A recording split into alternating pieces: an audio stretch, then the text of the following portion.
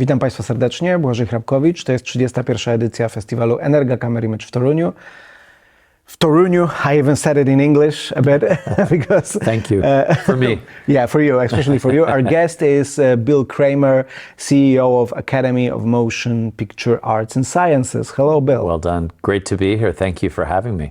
From what I heard, you're enjoying Toruń and the festival. Absolutely. It's my first time, and I'm blown away by just this incredible commitment to cinematography and cinematographers, and just this devotion to the art and science of movie making here. It's palpable. Yeah, because this is the festival, if we're talking about motion picture arts and sciences. Exactly. This is the festival that we really see that connection. And I also always viewed cinema as a very peculiar art, very in a sense that it really combines art and science, art and engineering. That's and right. It all goes hand in hand. Art, science, and business. Yeah. Right? Those are the pillars of movie making. Yeah.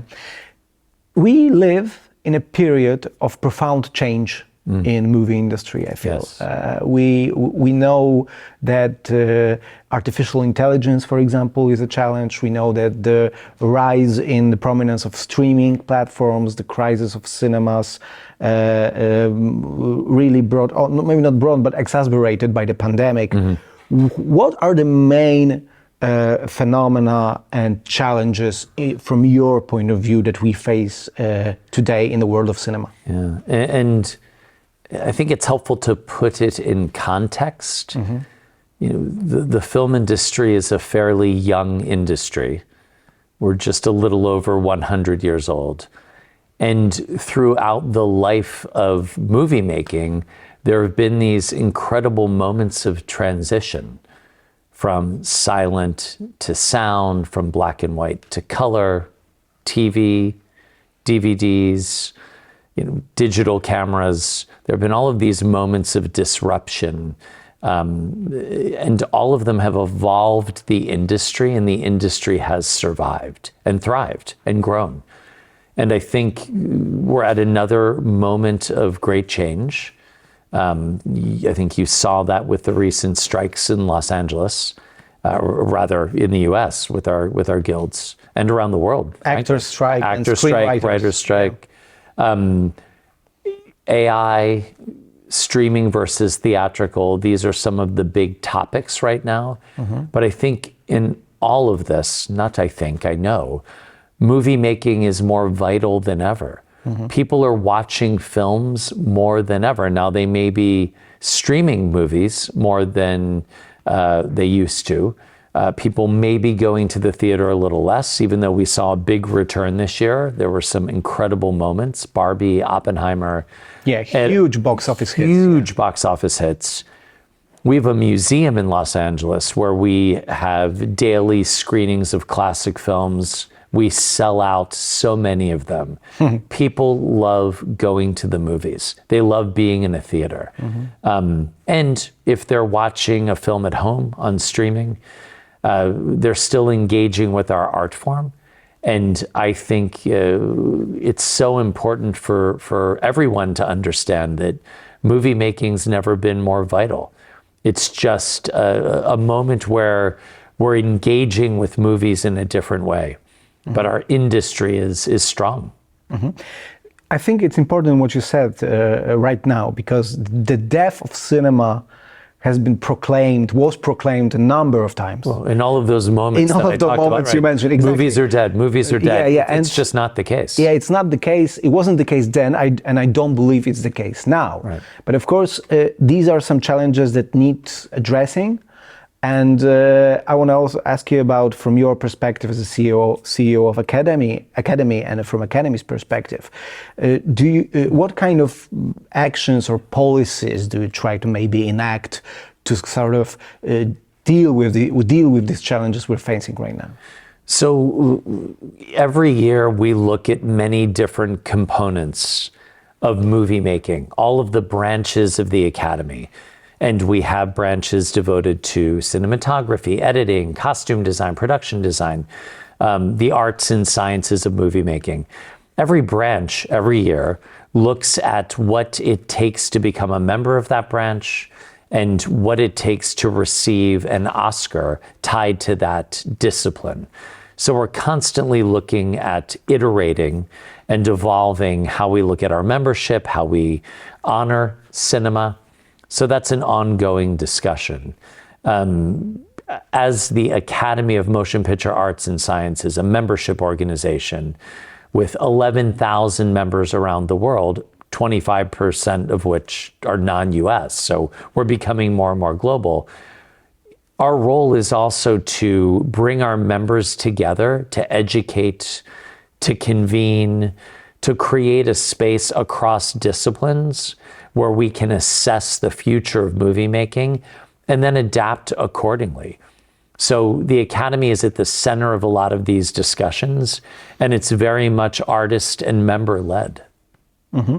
And these discussions, I guess, revolve around all these issues we mentioned right now. Absolutely, including theatrical. Yeah. You know, how long does a film need to play in a theater, or in how many theaters does a film need to play before it can be eligible for an Oscar? Yeah, this is also what I wanted to ask you about. Do you view streaming services as an important, well, they are an important part, obviously, but as an important part of the industry that can coexist with theatrical releases? And if so, because I think this is the way that it should be done, but if so, what are the rules of this coexistence that should be implemented in order to acknowledge the streaming services big part in movie industry, but also not diminish the theatrical release sphere? So the streamers, we're talking about Netflix, Amazon, Apple, they're studios. They're making movies, distributing movies, exhibiting movies. So they're part of our ecosystem. We absolutely are coexisting, meaning theatrical and streaming, and we will. This is where we are today and into the future. So I think this is going to be a constant conversation. We want people to see movies in theaters if they can. Theaters are the format where this art form was made to be seen. Sound quality, projection quality. The disciplines of the Academy, we want to make sure that they are seen in a space that really highlights and celebrates the craft. But streaming is also an incredible access point for many international movie makers, diverse filmmakers, independent filmmakers. The world can see movies very quickly and at the same time. And that's something that actually helps our industry. So I think there are components of both that are healthy and important, and they will need to coexist together, and they do coexist together. And we'll be constantly talking about how we create a space for both to work for the Academy. Yeah, one of the ideas for this coexistence and protecting theatrical releases is this exclusivity, that you have an exclusive window of distribution in theaters first, and only after that can a streaming service acquire the film to make it available for its audience. Do you believe that is the way to go? It depends on the film. It depends on the distribution strategy. It's not for us to dictate that. And I think this is something the studios are constantly thinking about. It's not a precise science, and we've seen it evolve just in the past year. So it's something we monitor. We're very interested in that formula, and we want people to see movies.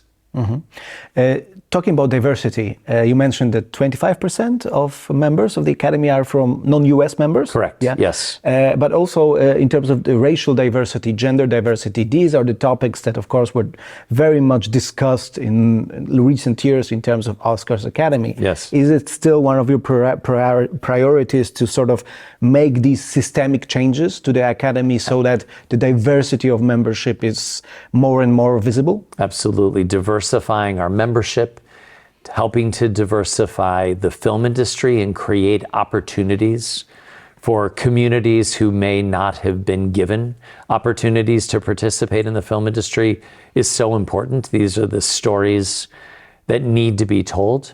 It's great for business as well. It's the right thing to do. It's good for business. It's healthy. It's also a part of the global world that we live in. This is a very kind of expansive way of looking at movie making and the Academy. And it's absolutely something we're committed to doing. And as part of that, we have a robust talent development program. Now that we've opened the museum, this actually starts with elementary school students, goes up through early and mid-career filmmakers. So we have many programs that connect our members to young students, to emerging filmmakers, to early stage filmmakers from underrepresented communities. This creates a pipeline of new talent for our industry. So it's about diversifying our membership. It's about talent development and pipeline building programs for the industry. And we are more committed to that than ever. So you're saying that you're making actually these systemic changes to the system and your programs, and really very particular stuff, very particular solutions, program and systemic solutions to address that. That's right. We're not just talking about it, we're doing it. Mm-hmm. It's also a long process. To see change in the industry will take a concerted effort for a very long time. And I know the studios are committed to it, we're committed to it, our Academy members are committed to it, and we just have to stick with it. Yeah. Last question about the challenge of artificial intelligence, if I may. Do you believe that? Of course, you monitor all these discussions and you take part in it as an academy. So, do you believe that this is the mainly question of protecting intellectual property, or something more than that? I think with any technological innovation, you have to center the artist in that innovation. So how is the artist protected? How is IP protected? This all remains to be seen. This is a early stage conversation. It's exciting. I think there's a lot of positivity around it. And I think the strikes actually forced a lot of conversations to happen this year.